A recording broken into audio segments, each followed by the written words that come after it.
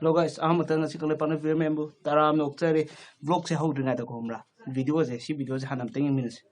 Huji akhoi gida lakpiri si akhoi huji viral oina chatpada laiba issue siga mari lainabra lainadabra khangde macha ningon piba matom da pokpa si yumthong tare tagi ising lawai dana tawdana yum sida ising lawba lakpa laika ai sida tum phajana haizarage ko ai gi damakta haizarage ba ai isamak sungtha thajate mawa sunglau laude adubu yungi mau ama oina tawdaba yadana isa tangai phajana tawdoini tulsi macha pok tabra yungi masing suna tulsi katloye peru masing suna katloye ising yum thong tare tai loye singmana ma poye aduga tulsi bong da kala kalimayom do oloye adu khoiramoye adu khoirama da ising duna immungi member sing do loin tha oye adu thapado corona phai prithvi to Chinese ki na taga China ki na ta USA ki phau scientist mayam na loina tawdana kan puthok na Italy ki president ba kaptana chief minister ba kaptana loina upai leitre hara kan sida akhoi gi ising sina phai nawa logde mo mo be tangai pha tawdoine se aduga si video namje ai sunga si nongan badagi ising si laikai gi niba lakpada pibada awaba moijare mayam asibu chumi lali ongtang khanthaminaraga akhoi sugumba Si matang ida de ai na ngang dra da niya re tai ma dra mara hak na mayek tum na loina ngang laire ado sida haning baibu tanja sida tonga santuk pakambu gai ja tang lep khije kai toroge lup trom ne kai toroge manipur je lup chalak pa horan kai dege as am chi ra matam ni tonga santuk wa thi wore ngang na ki sunata ba Kianta de hayang na ichal karamba ma viral chatoy ba karamba tonga ung santurok toy ba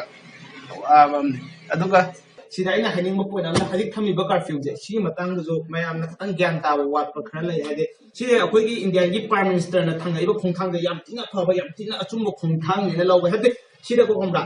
coronavirus ki tamak ta paude hena santokanu lana santokanu ki hende no kholan na si je ai ko khali yaninge adu matik santoko adu matik ki hanba santu ai defect na te ko ki hen ma thok tai ba aseng ma ma thok tai ha ba adi ki da je me line na thok ni ada si je hadik se akoi je khomra lebak ningba mi wai adi de ge lebak nga ko mi wai ge athok thudang ma lobo matam yaw na ta tari pulap na mutoi ni ko habi thaina de akoi lebak ningba mi wai mo oi ge ta de bom to wala ta thang ken pa ra songgon thoga ge ek pa ra saknar mi na no hadik ti atai na te nangi thamoi du de lamdam si bu nuk si bi ba Lebak sibu ninga ba hadi lebak macam or ba lebak sibu ngak kena pithibu lamdam jiki dam ta keno na tawge khala ba kem na te tumen na phamaga yum da lebi yum da gi ong do hen to kan nangi yum di thong da adu da gi ba pa stung chu pi no ta ma nung da yum man da lebi si tang me a chingam ga mi we kai ne lebak ngak to je sina ne lebak ngak to je kong ba sumana ai dong na video da ngam ba khop pa adu gi ma pa na thukuna video nung se ma khop pa no sina te ko lebak ngak to ado sini point da khatang details we hai na ta seran plan khan gi ai ko ai de kamai to yam ta nombra haji ai je foreign country de la e mahik to puraga adu mahik to pur kan da ai je na de ai je na matam da akoi gi family du zu na ne ai ma na ne akoi family du zu na na ai na e la ko adu de group b kam pu zu na ne ko adu ani du di khang ne ba b kam pu jem de ade akoi ani de doctor da pu khar kan ne ba adu ga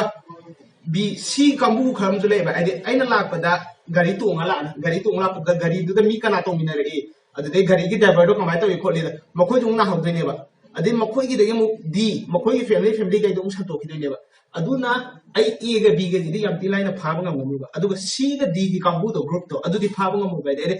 gari tu ngai kana ga pula e karam bo hotel da acha po cha e ai na sa po cha nga da pulung da kana phami thang da kana phami kana khang ngam ro de na aduna si de kamra akoi gi prime minister na to ja yum da akoi india mi pum khudimang se ko quarantine to by the city the yum da gi thuk na lai ba ta samna da ai du na hotel gi maning da phama mi yo mo da ai de yum da thuk na lai ba ta ai tang na da akoi family tang na lo sing de chen je akoi family chen de khang samna lo sing de atop chen lo adu ne ma na mi che sum sang to kai gum si ji da khomra na khoi na khomra yum da thuk te ko lai ba masa ta ra ga ka maning da tumin le pa ga lai bo ta khomra yam ti thu na athu ba matam da si gi ai de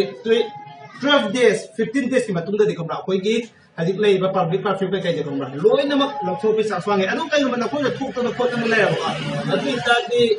upalay ki adu ka last point no ngai ko si de good nung di gati ko thuk to na pot na nundang da ko khung na chatla ko la ka do mahit na te ko adu na